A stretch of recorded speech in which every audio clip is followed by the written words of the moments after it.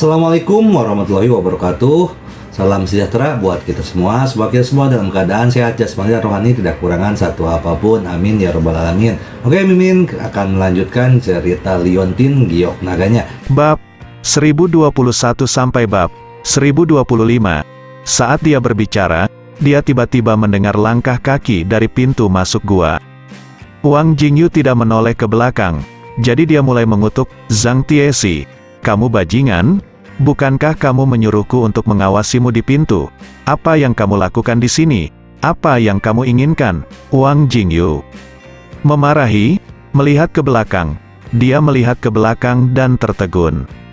Karena bukan Zhang Tiesi yang masuk dari gua, tapi Ye Chong yang sangat marah. Ye Chong masih memegang Zhang Tiesi di tangannya, dan dia sudah tidak sadarkan diri. "Kenapa?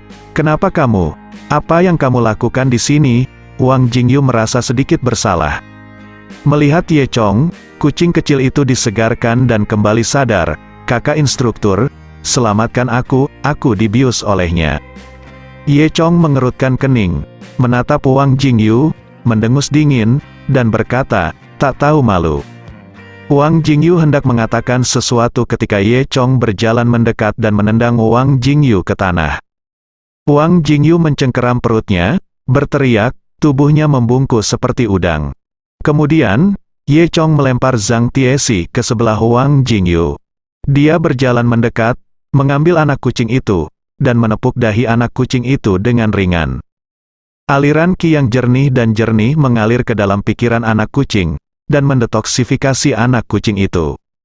Ye Chong menatap Wang Jingyu lagi, dan berkata sambil mencibir, "Oke, karena kamu sangat suka bermain, aku akan membiarkanmu bermain cukup hari ini." Mengatakan itu, Ye Chong mengeluarkan sejenis obat herbal dari tempatnya, cincin, dan melemparkannya ke tanah. Ramuan jenis ini umumnya dikenal sebagai versi epimedium yang ditingkatkan, dapat merangsang bidang bintang orang, dan lebih baik daripada obat apapun. Ye Chong menjentikkan percikan, menyulut ramuan, dan kepulan asap biru muda membubung. Kemudian, Ye Chong keluar dari gua dan memblokir gua dengan batu besar. "Kamu, apa yang kamu lakukan? Biarkan aku keluar, biarkan aku keluar!" Wang Jingyu berteriak ketakutan. Ye Chong tersenyum dan berkata, "Jangan khawatir, batu besar ini akan pecah dengan sendirinya besok pagi. Tapi malam ini, kalian berdua akan bersenang-senang di dalam gua." Setelah Ye Chong selesai berbicara, dia mengambil anak kucing itu dan pergi. Di sini, di dalam gua, bau tumbuhan yang dinyalakan Ye Chong telah memenuhi seluruh gua. Wang Jingyu awalnya ketakutan, tetapi setelah mencium baunya, matanya tiba-tiba menjadi kabur. Saat ini, Zhang Tiesi juga bangun dan mencium baunya. "Hei, ada apa denganku?" Sebelum dia selesai berbicara, matanya kabur. Kemudian, Wang Jingyu dan Zhang Tiesi saling melirik. Pada saat ini, di mata mereka, pihak lain terlihat sangat cantik, dan keduanya merangkak ke arah satu sama lain. Di sisi lain, Ye Chong mendukung anak kucing itu dan berjalan menuju kemah. "Kucing kecil, apakah kamu baik-baik saja?" Ye Chong merasa sangat aneh ketika dia melihat anak kucing itu meringkuk di dekatnya, seolah-olah dia lemah di sekujur tubuhnya. Karena dia sudah mendetoksifikasi anak kucing tersebut, apakah ada masalah lain dengan anak kucing tersebut? Wajah kecil anak kucing itu menempel di tubuh Ye Chong. "Kakak instruktur, saya telah dibius. Saya sangat tidak nyaman. Saudara, tolong bantu saya." Mengatakan itu, anak kucing itu mendekat ke arah Ye Chong, dengan kedipan mata seperti itu. Sutra, Ye Chong hanya merasa bahwa tubuh harum ini hampir terjepit ke dalam tubuhnya sendiri. Dia terkejut. "Tidak, Kitty, saya baru saja mendetoksifikasi Anda. Mungkinkah metode detoksifikasi saya tidak berfungsi? Coba saya lihat." Saya merasa pikiran saya jauh lebih jernih. Namun, Ye Chong tidak punya waktu untuk memberitahunya. Jadi anak kucing itu mengira karena tubuhnya yang kuat dia mendetoksifikasi racun. Dia tidak menyangka bahwa Ye yang bertindak secara impulsif. Sekarang, anak kucing itu mengira Ye Chong tidak tahu bahwa dia telah didetoksifikasi. Itu sebabnya dia terus berpura-pura diracuni, ingin lebih dekat dengan Ye Chong. Tanpa diduga, itu diungkapkan oleh Ye Chong. Anak kucing itu tersipu dan berkata, "Yah, aku adalah gejala sisa, tidak bisakah aku?" Dia mendorong Ye Chong pergi dan berlari kembali dengan tergesa-gesa. Ye Chong berdiri di belakang, memandangi sosok anak kucing itu, tersenyum dan menggelengkan kepalanya. Setelah kembali ke kemah, kucing kecil itu menjadi semakin marah, dan akan kembali dan memukuli Wang Jingyu. Baru setelah Ye Chong memberitahu kucing kecil itu bagaimana dia menghukum Wang Jingyu dan Zhang Tiesi, kucing kecil itu menyerah sambil menyeringai. Lihat waktu, sudah hampir waktunya hujan meteor. Semua orang berkumpul di luar, meski sudah larut malam, puncak Gunung Linglong kembali semarak. Semua orang keluar dari kamp dan berkumpul di platform tertinggi Gunung Linglong. Semua orang mendongak, siap untuk melihat hujan meteor Cancer malam ini. Semua orang tampak sangat bersemangat. Zhang Dongdong masih bertanya-tanya mengapa Wang Jingyu dan Zhang Tiesi menghilang. Ye Chong tersenyum dan berkata, mereka berdua mungkin pergi untuk melakukan sesuatu yang tersembunyi. Anak kucing itu juga mendengus, dan menatap Ye Chong dengan mencela, "Kakak instruktur, kamu benar-benar jahat." Melihat ini mereka tidak melakukannya, aku tidak memperhatikan cara mereka berdua menggoda. Bahkan, seseorang sedang menatap mereka sekarang. Pria itu bercampur aduk di tengah keramaian, mirip turis biasa. Dia memandang Ye Chong, dan kemudian ke anak kucing itu. Dia menemukan bahwa keduanya tampak sangat dekat, dan senyum aneh tiba-tiba muncul di wajah mereka. Selain orang ini, ada orang lain yang juga sangat kesal. Zhang Dongdong sangat cemburu. Potong, apa hebatnya? Mata Zhang Dongdong setelah berbalik, dia tiba-tiba datang ke sisi Ye Chong. Ngomong-ngomong, Kakak Ye, aku ingin kembali ke kamp, tapi aku sedikit takut. Bisakah kamu kembali bersamaku? Ye Chong mengikuti Zhang Dongdong kembali tanpa banyak berpikir. Apa yang ingin kamu ambil? Cepatlah, hujan meteor akan segera datang, kata Ye Chong sambil berjalan. Zhang Dongdong cemberut, apa? Bukankah aku terlihat lebih baik daripada hujan meteor? Ye Chong tersenyum dan tidak berbicara. Setelah itu, keduanya kembali ke tenda Zhang Dongdong. Saat ini Titan masih mendirikan tenda di kejauhan. Zhang Dongdong memasuki tenda lebih dulu, dan dia tidak tahu apa yang dia lakukan di dalam, jadi dia bersuara tahu dan terus terang. Semenit kemudian, Zhang Dongdong tiba-tiba berkata, "Kakak Ye Chong, bisakah kamu masuk dan membantuku?"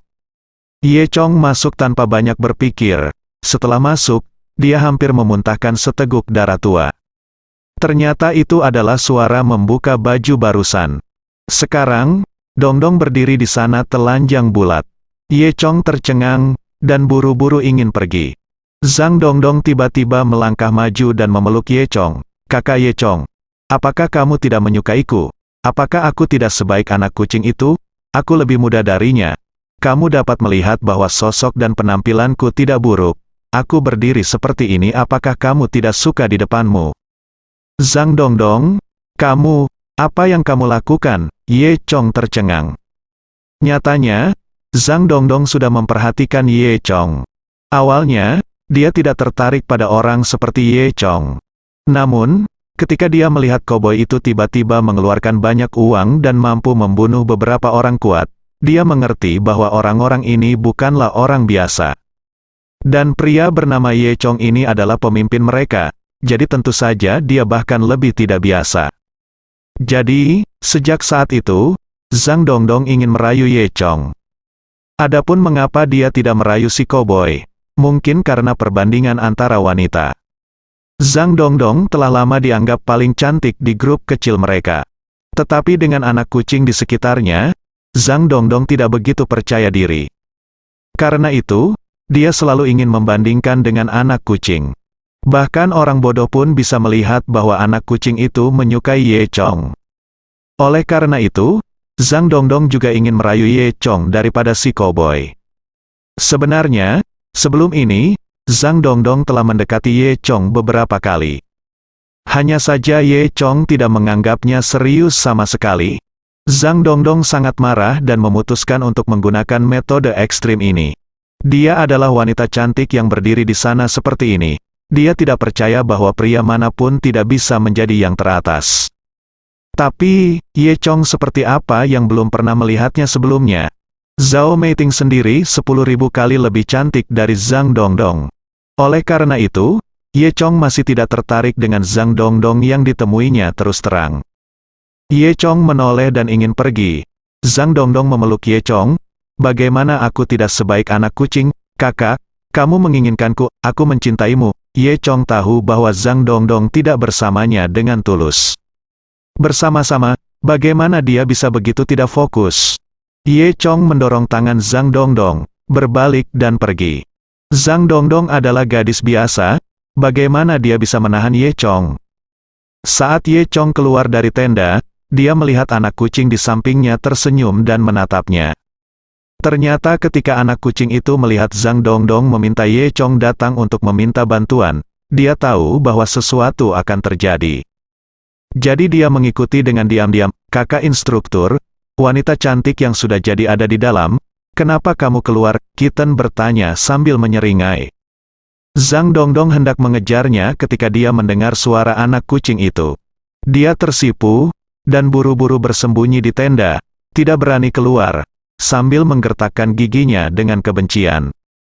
Anak kucing itu memandang Ye Chong sambil menyeringai, kakak instruktur. Mengapa kamu tidak menginginkan gadis yang begitu baik di tanganmu? Apakah kamu masih laki-laki? Ye Chong tersenyum kecut, menarik anak kucing itu dan berjalan ke atas gunung. Jangan menggodaku. Anak kucing itu tampak sangat senang. Aku tidak menyangka, saudara instruktur, kamu cukup jujur.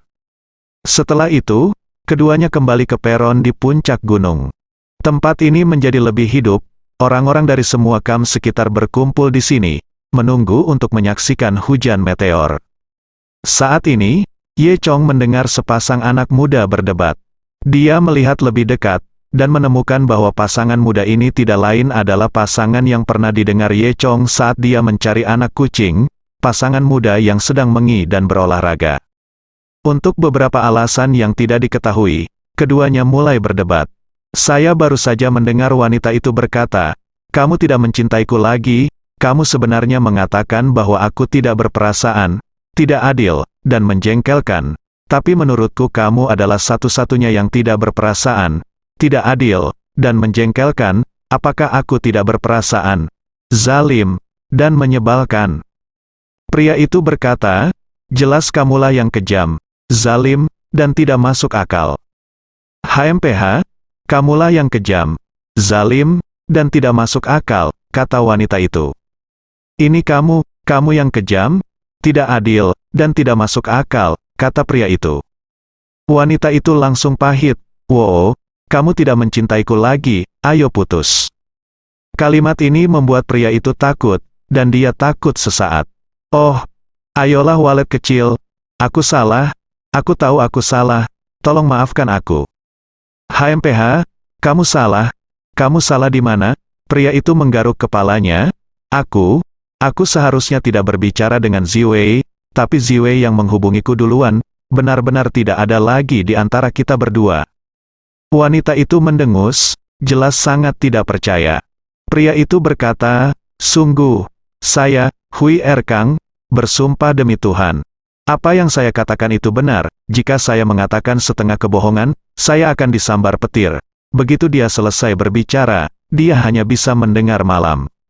Langit ada guntur, boom, kilatan cahaya menembus langit malam, menerangi seluruh langit. Semua orang terkejut, Erkang dan Xiao Yanzi juga tertegun di tempat. Wajah Hui Erkang menjadi pucat karena ketakutan, dan seluruh pemandangan tadinya canggung. Butuh beberapa detik sebelum seseorang menyadari, akan turun hujan, badai petir. Sebelum dia selesai berbicara, dia mendengar suara guntur lagi. Sepertinya akan benar-benar hujan. Segera setelah itu, guntur dan kilat berlanjut.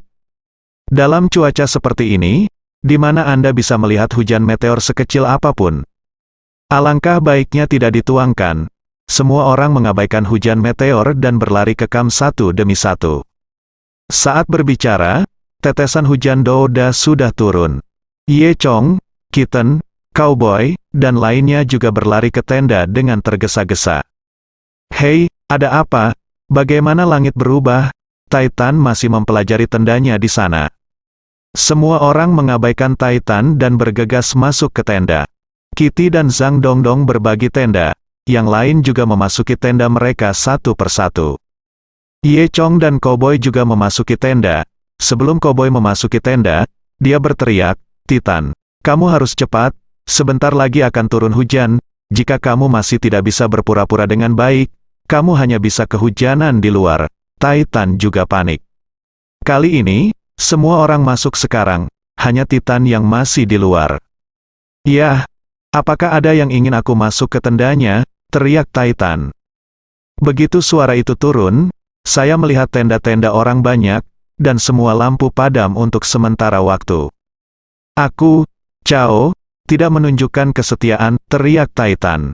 Sebelum dia selesai berbicara, dia mendengar suara percikan, dan hujan deras turun seperti hujan deras dalam sekejap. Sebelum Titan sempat bereaksi, dia menjadi tikus yang tenggelam. Dia meraung, "Surga, bumi, kenapa ini?" Setelah hujan semalaman, gunung tersebut berangsur-angsur cerah pada pagi hari berikutnya. Pagi setelah hujan sangat bersih dan segar. Pagi-pagi sekali, Anda bisa mendengar suara kicauan burung di kejauhan pegunungan. Langit biru di puncak gunung sangat jernih, seolah habis dicuci. Semua orang keluar dari tenda satu persatu, menghirup udara segar dalam-dalam, dan merasa sangat nyaman. Meski hujan sepanjang malam, semua orang tidur nyenyak malam itu. Kecuali satu orang tentunya, Titan sedang duduk sendirian di atas batu, bersin terus-menerus. Dia basah kuyup. Koboi itu berpura-pura terkejut. "Oh, Titan, ada apa denganmu? Apakah tendamu sudah diperbaiki?" Anak kucing itu juga tampak terkejut. "Oh, Titan, maaf, aku lupa memberitahumu. Tenda Wang Jingyu kosong, kamu tidak akan berada di luar sepanjang malam, kan?" Ye Chong mencibir di sampingnya. Titan ingin menangis tanpa air mata. "Ah, aku tidak akan pernah mendirikan tenda lagi." Sambil berbicara, Wang Jingyu dan Zhang Tiesi telah kembali. Keduanya tampak lesu. Pagi-pagi sekali, mereka menemukan bahwa batu yang menghalangi pintu masuk gua telah retak, sehingga mereka bergegas keluar karena ketakutan. Mereka tidak pernah ingin datang ke gua ini lagi dalam hidup mereka. Memikirkan apa yang mereka lakukan di malam hari, Wang Jingyu merasa ingin muntah. Ketika keduanya kembali ke kemah, beberapa anak laki-laki lainnya bergegas mendekat dan bertanya, "Kalian berdua, apa yang kamu lakukan kemarin? Mengapa kamu menghilang?" Kemudian, melihat penampilan kedua orang yang acak-acakan ini, mereka langsung mengerti. "Tidak, tidak mungkin," mata Zhang Dongdong membelalak. "Tidak, tidak, bukan itu yang kamu pikirkan," Wang Jingyu hanya ingin menjelaskan. Saya hanya mendengar Zhang Dongdong berkata, "Wang Jingyu, tidak perlu menjelaskan. Kami semua mengerti, jangan khawatir. Kami tidak akan mendiskriminasi Anda," kata Zhang Dongdong, sambil diam-diam berjalan 2 langkah dari Wang Jingyu dan Zhang Tiesi. Wang Jingyu tampak tak berdaya, ingin menangis tapi tidak ada air mata. Ye Chong, Koboi dan yang lainnya tertawa terbahak-bahak. Anak kucing itu berjalan ke arah Wang Jingyu dengan marah. "Wang Jingyu, aku tidak berharap kamu begitu baik, tapi aku bisa memperingatkanmu, jangan berani memikirkanku lagi di masa depan, hati-hati, aku tidak diterima." Batu di sebelahnya, dan langsung menghancurkan batu itu. Wang Jingyu menelan ketakutan, "Jangan berani, jangan berani." Wu Kingdom, keluarga kerajaan, di pelataran dalam istana yang mewah dan hikmat ini terdapat sebuah ruangan yang sangat istimewa. Nampaknya ruangan ini tidak semewah ruangan lainnya. Namun, hal-hal penting dari keluarga kerajaan Jepang pada dasarnya dibahas di sini.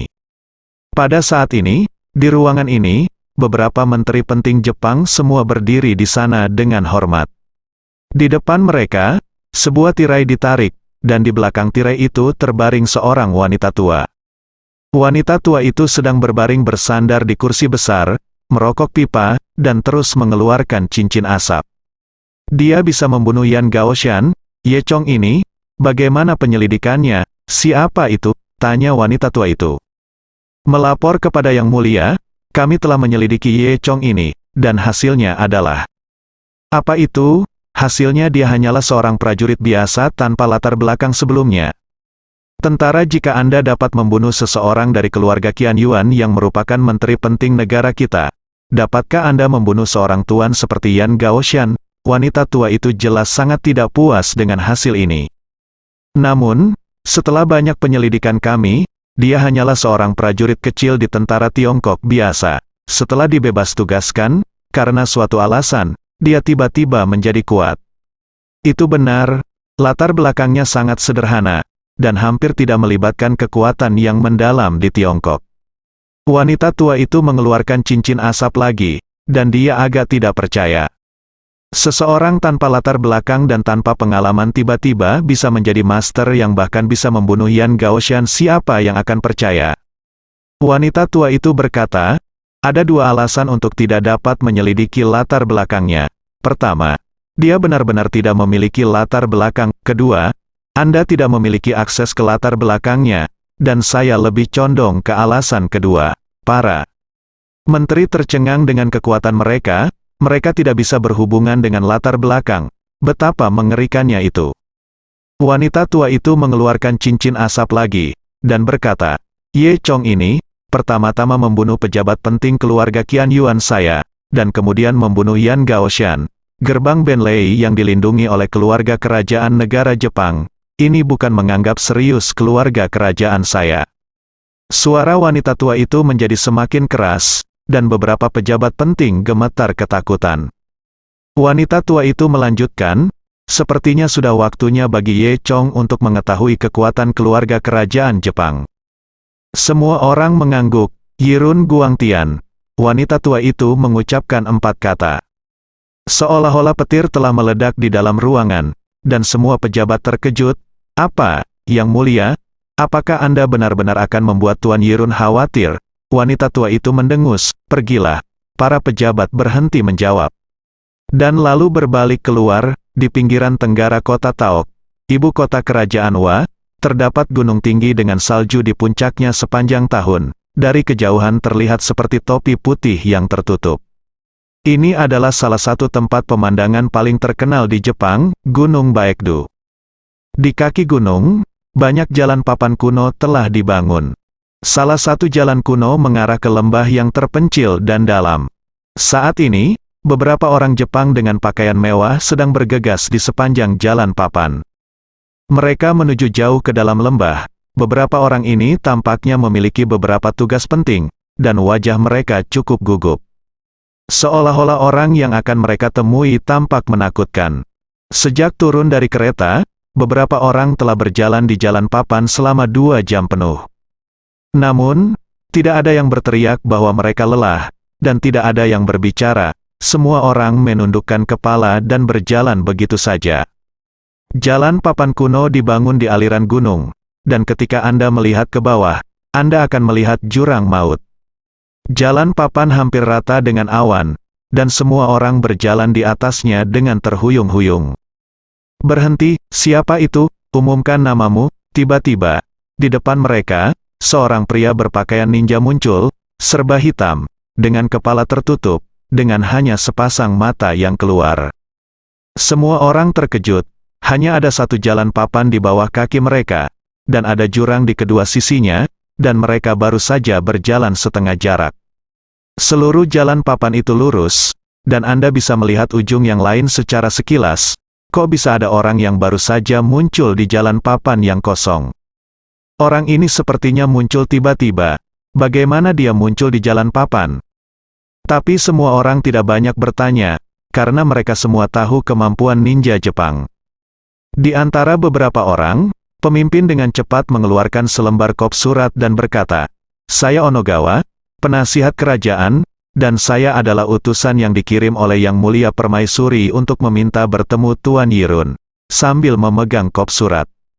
Dia menyerahkannya kepada ninja yang menghalangi jalan mereka. Ninja itu mengambil kertas surat itu dan melihatnya, dan setelah memeriksa kebenarannya, dia meletakkan kertas surat itu di tangannya. Kemudian, dia balas melambai. Ono Chuan menengok ke belakang. Ternyata di beberapa titik, ada juga yang berdiri di belakang mereka dua ninja. Mereka semua mengenakan pakaian hitam yang sama, hanya menunjukkan sepasang mata, dan memegang kunai yang bersinar di tangan mereka. Onogawa merasa ketakutan di dalam hatinya, jika para ninja ini baru saja melakukan sesuatu, mereka pasti sudah lama mati, dan mereka bahkan tidak akan sempat berteriak. "Ikuti aku," kata ninja di depan, lalu memimpin kerumunan untuk melanjutkan ke kedalaman lembah. Setelah berjalan sekitar setengah jam, semua orang akhirnya melewati jalan papan, berjalan mengitari jalan pegunungan yang terjal di lembah selama setengah jam lagi, dan akhirnya sampai di tempat terpencil. Itu terlihat seperti danau pegunungan alami. Apa yang ditampilkan di depan semua orang adalah sebuah danau yang dikelilingi pegunungan tinggi. Air danau itu seperti cermin, memantulkan Gunung Baiding di kejauhan, serta langit biru dan awan putih. Seluruh adegan itu sangat sunyi dan tenang. Terlebih lagi, ada banyak aura di sini. Onogawa dan beberapa orang datang ke sini, menghirup udara, dan bahkan merasa sangat nyaman secara fisik. Di tepi danau terbentang koridor kayu, dan di ujung koridor terdapat paviliun di tengah danau. Di gazebo, seseorang sedang duduk bersila saat ini. Pria itu mengenakan seragam samurai putih. Dengan mata tertutup, dia tampak seperti pria tua dengan rambut dan janggut putih, setidaknya berusia 80 tahun. Dia adalah pemimpin pasukan ninja paling terkenal di Jepang, Yirun Hirota. Yirun Guangtian adalah tangan kanan dari mantan kaisar sejak permaisuri baru naik tahta. Yirun Guangtian hidup dalam pengasingan dan mengabdikan dirinya untuk berkultivasi. Sekarang, kekuatan Yirun Guangtian sudah lama tidak diketahui sampai sejauh mana. Onogawa terkejut selama 2 detik, dan berbalik untuk meminta ninja di sebelahnya melapor. Namun, pada suatu saat, ninja itu telah menghilang. Onogawa tidak punya pilihan selain berjalan ke pantai dengan gemetar sendirian. Dia ingin berjalan di sepanjang kawasan pejalan kaki menuju paviliun danau, tetapi ketika dia menginjak kawasan pejalan kaki, dia tiba-tiba merasakan kekuatan yang tak dapat dijelaskan yang mendorongnya mundur beberapa langkah. Melihat Yirun Hirota lagi, sepertinya dia tidak bergerak sama sekali. Namun, Onogawa juga mengerti bahwa Yirun Hirota lah yang tidak ingin dia mendekat. Onochuan menelan, dan berdiri diam, tidak berani bergerak. Pada saat ini, saya melihat Yirun Hirota membuka matanya, lalu mengulurkan tangan tua, dan dengan lembut memasukkan jari telunjuknya ke dalam air. Jari telunjuknya masuk jauh ke dalam air, memicu riak kecil, yang menyebar berputar-putar di danau yang tenang. Melihat danau itu lagi, sepertinya seluruh dunia berguncang oleh ombak. Onochuan adalah penasihat permaisuri saat ini, dia berpengetahuan luas, dan dia akrab dengan seni bela diri dari semua penguasa kerajaan Wa. Namun, dia belum mengetahui apa yang dilakukan Yirun Guangtian saat dia memasuki danau. Tepat ketika Onogawa bertanya-tanya, tiba-tiba kabut darah muncul di danau yang awalnya berwarna biru. Tampaknya seseorang menggunakan kuas, mencelupkannya ke dalam cat merah, dan mengetuknya ke dalam air. Kabut darah secara bertahap menyebar ke area yang luas. Sebelum semua orang sempat terkejut, mereka melihat kabut darah kedua, ketiga, keempat terus-menerus muncul di danau seperti jamur setelah hujan. Segera, permukaan danau Nuoda ditutupi oleh kabut darah padat. Ketika saya melihat lebih dekat, saya melihat ikan mati yang telah dipotong menjadi 2 bagian mengambang di masing-masing kabut darah. Ternyata darah itu milik ikan di danau, mayat ikan mati mengambang di permukaan danau. Tadi permukaan danau tenang, tapi sekarang terlihat sangat menyeramkan seperti surah Field. Onogawa tercengang, dia tidak perlu memintanya untuk mengetahui bahwa pemandangan aneh ini disebabkan oleh jari Yirun Guangtian yang baru saja dicelupkan ke dalam air. Menurut analisis Onogawa, Yirun Hirota pasti telah membunuh ikan di air melalui jarinya dan kemudian melepaskan energi sejatinya. Namun, dia membunuh ikan di seluruh danau hanya dengan 1 jari. Bukankah kekuatan seperti ini terlalu menakutkan? Onogawa hanya bisa menghela nafas dalam hati. Tahukah Anda, jika dibandingkan dengan luas seluruh danau, luas jari tangan itu seukuran lapangan sepak bola dan bola tenis meja. Ini setara dengan membalikkan pasir di seluruh lapangan sepak bola dengan bola pimpong. Tepat ketika Onogawa terkagum-kagum, Yirun Hirota sudah berdiri. Kemudian, dia berjalan menuju Onogawa selangkah demi selangkah. Dan setiap kali dia melangkah, rambutnya akan menjadi sedikit lebih gelap, kerutan di wajahnya akan berkurang, dan dia akan menjadi lebih muda. Ketika dia berada di gazebo di tengah danau, dia masih seorang lelaki tua berusia 80-an. Tetapi ketika dia berjalan melintasi sungai Onogawa, dia sudah menjadi seorang lelaki berusia 40-an. Rambut dan janggutnya sudah hitam, dan tidak ada kerutan di wajahnya, membuatnya terlihat sangat muda. Onogawa membungkuk dengan hormat dan memberi hormat, "Tuan Yirun, selamat, tampaknya Anda telah menembus batas prajurit tingkat Huang dan menjadi prajurit tingkat Suan sejati. Mulai sekarang, negara kita memiliki sosok lain dari tingkat guru surgawi."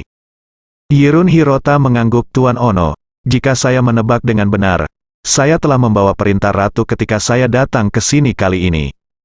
Onogawa mengangguk dan berkata, "Ya, Tuan Yirun, ratu memiliki sesuatu untuk dilakukan, dan saya akan melakukannya. Ingin mengundangmu. Kamu keluar dari gunung." "Ono-kun, tolong beritahu aku," Yirun Hirota berkata dengan sangat sopan. "Tuan Yirun, seperti ini, dia adalah junior dari Huaxia. Dia membunuh Tuan Qian Yuan dan Yan Gaoshan yang pergi ke Leimen," kata Ono Chuan. Yan Gaoshan, Qian Yuan Tengying, keterampilan kedua orang ini biasa-biasa saja, dan wajar bagi mereka untuk dibunuh, kata Yirun Guangtian. Di mata Yirun Hirota sekarang, orang seperti Qian Yuan Tengying seperti sampah, tidak layak disebut. Onogawa secara alami tahu bahwa Yirun Hirota tidak sombong, karena sekarang Yirun Hirota memiliki kekuatan yang cukup untuk membuat penonton kewalahan. "Kembalilah dan beritahu permaisuri bahwa aku, Yirun Hirota, akan berkunjung besok." Onogawa membungkuk hampir 90 derajat dengan hormat, lalu pergi. Segera, tampaknya Yirun Guangtian adalah satu-satunya yang tersisa di seluruh dunia. Dia melihat ke air yang berlumuran darah, menggelengkan kepalanya sedikit, dan menunjukkan senyum penuh arti. Lalu, entah dari mana, dia mengeluarkan parang hitam panjang. Ini adalah Suan Hao Dao, salah satu dari 3 senjata terkenal kerajaan Wa. Yirun Hirota mengeluarkan minuman ringan, dan tiba-tiba menancapkan pisaunya ke dalam air. Dia tidak bisa melihat gerakan apapun, tetapi kabut darah merah yang mengambang di air, serta mayat ikan itu, langsung hancur menjadi bubuk dan larut di dalam air. Setelah hanya beberapa saat berusaha, seluruh permukaan air menjadi sangat jernih lagi, memantulkan langit biru dan pantulan gunung Paektu lagi. Seolah-olah langit dan bumi telah menjadi satu warna kehampaan lagi. Suedu, Gunung Mengxia. Sejak Gu Zhenyu dihukum berat oleh Ye Chong terakhir kali, dia bersembunyi di Gunung Mengxia dan tidak pernah berani keluar lagi. Gu Zhenyu memperingatkan murid-muridnya bahwa tidak ada yang boleh memprovokasi Ye Chong dalam waktu 50 tahun. Meskipun budidaya Gu Zhenyu dilumpuhkan oleh Ye Chong, keterampilan medisnya tidak buruk. Sekarang, dia bersembunyi di pegunungan setiap hari, meneliti berbagai bahan obat, dan berspesialisasi dalam membuat berbagai tonik. Pada hari ini, Gu Zhenyu sedang menyiapkan tonik di dalam rumah. Seorang murid masuk dan melaporkan, "Guru, Liu Kaihua ada di sini dan ingin bertemu guru." "Oh, Liu Kaihua?" Gu Zhenyu terkejut. Apa yang dia lakukan di sini? Liu Kaihua ini adalah murid luar dari Gunung Mengxia, murid bernama Gu Zhenyu. Faktanya, Liu Kaihua memiliki sedikit hubungan dengan Gunung Mengxia. Dia biasanya berbisnis di Mokeng dan tidak tinggal di Gunung Mengxia. Banyak sekte memiliki murid terdaftar seperti itu, dan mereka menerima murid semacam itu terutama untuk menghasilkan uang. Murid-murid ini umumnya adalah orang-orang kaya di antara manusia. Orang-orang ini tidak kekurangan uang, dan mereka tidak mau masuk sekte untuk berlatih, hanya untuk ketenaran dan latar belakang. Oleh karena itu, mereka menghabiskan uang untuk menjadi murid luar dari sekte tersebut. Sekte dapat menerima sejumlah besar uang darinya. Dan murid luar ini juga mendapat dukungan dari sekte tersebut, jadi orang biasa tentu saja tidak berani memprovokasi mereka. Misalnya, Liu Kaihua membayar 10 juta upeti ke Gunung Mengxia setiap tahun. Sebagai murid terdaftar dari Gunung Mengxia, sekarang seseorang menggertaknya. Dia secara alami datang ke Gunung Mengxia untuk meminta bantuan. Bisnis Liu Kaihua di Mexico City berjalan lancar. Akibatnya, Ye Chong dan Tang Chunyi muncul, mengganggu semua rencananya. Sekarang Tang Chun mengambil alih pekerjaan gemuk itu, kehidupan Liu Kaihua menjadi lebih sulit, dan salon kecantikan Tang Chun hampir bangkrut. Oleh karena itu, Liu Kaihua kembali ke Gunung Mengxia untuk meminta bantuan. Gu Zhenyu tidak memiliki perasaan terhadap Liu Kaihua. Dia juga tidak optimis tentangnya, dan tidak pernah mengajarinya apapun. Namun, terus terang, Liu Kaihua adalah dermawannya, jadi dia harus sopan. Ternyata Kaihua ada di sini. Ada apa denganmu ketika kamu kembali? Tanya Gu Zhenyu. Tuan, saya diintimidasi, seseorang benar-benar menindas saya. Saya ingin meminta guru untuk membalaskan dendam saya, kata Liu Kaihua.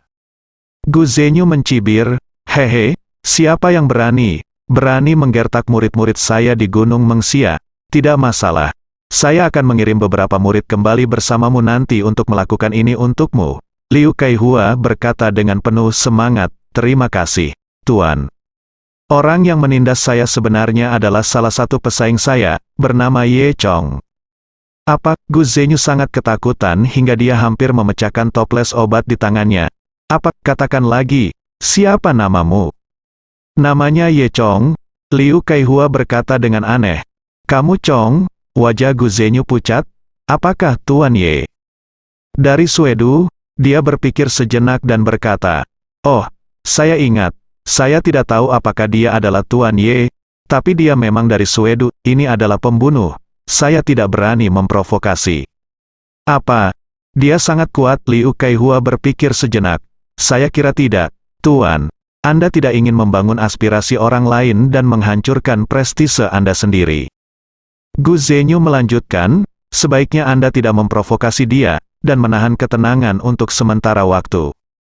Liu Kaihua mendengus dingin, tidak, saya sudah diintimidasi di kepala.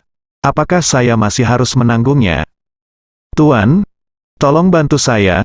Setelah berbicara, Liu Kaihua mengeluarkan kartu bank dan mendorongnya di depan mata Gu Zhenyu. Gu Zhenyu melihat kartu bank dan mengerutkan kening. Bukan karena dia tidak menginginkannya, tetapi dia tidak berani. Meski uangnya sangat menggiurkan, beraninya dia memprovokasi Ye Chong sekarang. Jika seseorang tidak berhati-hati, itu adalah hidup untuk mengumpulkan uang, hidup untuk dibelanjakan. Gu Zhenyu melanjutkan, lupakan, aku, Gunung Mengxia, tidak bisa memindahkannya. Liu Kaihua mengeluarkan kartu lain dan meletakkannya di kartu pertama. Tuan, Anda pasti punya cara, Anda sangat kuat. Nilai kedua kartu itu sudah membuat Gu Zhenyu terkesan. Dia sedikit terbawa suasana.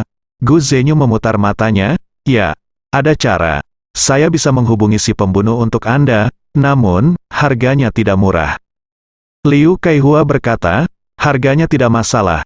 Asalkan memungkinkan saya untuk balas dendam, yang lainnya bukan masalah. Gu Zhenyu mengangguk, oke. Tapi kita punya sesuatu untuk dikatakan terlebih dahulu. Jika sesuatu terjadi di masa depan, kamu tidak boleh mengatakan bahwa aku yang melakukannya, kamu tidak ada hubungannya dengan Gunung Mengxia. Apakah kamu mengerti? Liu Kaihua cukup menghina. Bukankah hanya Ye Chong? Mengapa kamu begitu takut? Namun, dia tetap setuju dengan Gu Zhenyu. Gu Zhenyu menyingkirkan kedua kartu itu, dan berkata, kembalilah dan tunggu beritanya. Ingat apa yang saya katakan, dan jangan menyebut saya, Liu Kaihua. Berkata dengan penuh semangat, Tuan, jangan khawatir. Setelah selesai berbicara, Liu Kaihua dan pergi. Setelah Liu Kaihua pergi, Gu Zhenyu masih sedikit gugup. Namun, untuk dua kartu itu, dia memutuskan untuk mengambil risiko. Kemudian dia mengeluarkan ponselnya dan memutar nomor. Halo, aku mencari Haonan, kamu siapa? Kamu hanya perlu memberitahunya bahwa nama keluargaku adalah Gu, dari Gunung Mengxia, dan aku akan membayar untuk prajurit palsu, kata Gu Zhenyu. Di sisi lain, sejak kembali dari Gunung Linglong, Kitty dan yang lainnya segera memutuskan kontrak dengan Wang Jingyu. Setelah Wang Jingyu melakukan hal seperti itu, dia secara alami tidak berani mengatakan apa-apa, dan membiarkan kucing-kucing itu mengatakan apapun yang mereka inginkan. Akibatnya, di bawah negosiasi yang menyenangkan dan harmonis antara Xiao Mao dan yang lainnya, Wang Jingyu tidak hanya membayar gaji 2 kali lipat, tetapi juga membayar ganti rugi likuidasi yang wajar. Setelah itu, semua orang kembali ke Suedu. Villa Ye Chong di Suedu sangat besar, dan tidak masalah untuk tinggal di beberapa orang lagi, dan anak kucing juga tinggal di dalamnya. Ye Chong akan beristirahat di Suedu selama beberapa hari, dan kemudian membawa anak kucing kembali ke pulau pelatihan. Sekarang karena Sudo Martialis semakin banyak, dia harus melatih anak kucing dan raksasa dengan cepat agar mereka cukup kuat untuk menghadapi Sudo Martialis ini. Sekarang, Bake dan manusia serigala semuanya telah menerobos ke prajurit peringkat kuning, meninggalkan desa pegunungan kecil, dan kembali ke pulau pelatihan. Pada hari ini, Ye Chong menerima telepon dari Jin Yudong, Presiden Asosiasi Estetika Medis Kota Meksiko. Jin Yudong berkata kepada Ye Chong, "Tuan Ye, dokter ajaib nomor 1 kami di Beihan, yang dikenal sebagai dokter pertama di Beihan, Sai Bianque, meninggal. Besok akan ada upacara peringatan. Saya ingin mengundang Anda dan Nona Tang Chun untuk hadir." Saat itu, para ahli dari semua lapisan masyarakat di Beihan akan pergi ke upacara peringatan, dan saya dapat memperkenalkan Anda kepada mereka yang ahli dalam industri terkait di Beihan. Menurut saya itu akan baik untuk bisnis Anda dengan Nona Tang di masa depan. Ye Chong mengangguk. "Kalau begitu terima kasih, Presiden Jin." Kemudian, Ye Chong berdiskusi dengan Tang Chun. Tang Chun sibuk di Mokeng dan tidak punya waktu, jadi Ye Chong harus pergi sendiri. Secara kebetulan, upacara peringatan diadakan di sini di Suedu. Ternyata Zhou Chuan sudah mengurus semuanya, mereka pun merilis berita tersebut. Berita menyatakan bahwa dokter ajaib Sai Bianque terbunuh dalam suntikan pertama Beihan, dan pembunuhnya telah ditemukan dan dieksekusi di tempat. Keesokan harinya, Ye Chong pergi ke tempat upacara peringatan. Sai Bianque ini adalah dokter ajaib nomor 1 Beihan, dan dia sangat terkenal di kalangan medis Beihan, sehingga banyak orang datang untuk beribadah hari ini. Termasuk para dokter terkenal dari rumah sakit besar di Beihan, serta beberapa ahli tua, pemain nasional lama dan sebagainya. Alhasil, hari ini yang ingin mendaftar sebagai akun expat tidak bisa mendaftar. Suedu, krematorium pertama. Tampaknya penduduknya sangat makmur hari ini. Jalan setapak dengan deretan pepohonan di pintu masuk krematorium sudah penuh dengan mobil yang diparkir di kedua sisinya. Di pintu masuk krematorium, masih ada beberapa karangan bunga yang digantung. Di dalamnya ada halaman luas, dan ada deretan bungalow di bagian terdalam halaman. Di belakang bungalow ada kuburan, dan lebih jauh lagi ada pegunungan. Pemakaman di kaki gunung terlihat hikmat dari kejauhan, dengan rasa dingin.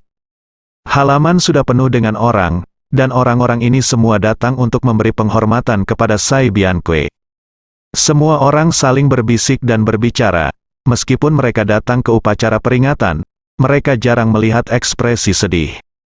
Meskipun itu adalah upacara peringatan, bagi orang-orang ini, itu lebih merupakan pertemuan sosial. Ini adalah saat yang tepat untuk bersosialisasi, dan banyak ahli dan cendekiawan tua akan datang. Jika Anda bisa mengetahui satu atau dua hal, itu akan sangat bermanfaat untuk pengembangan di masa depan. Jadi saat ini, setiap orang diam-diam menemukan tujuan mereka sendiri dan berbicara satu sama lain.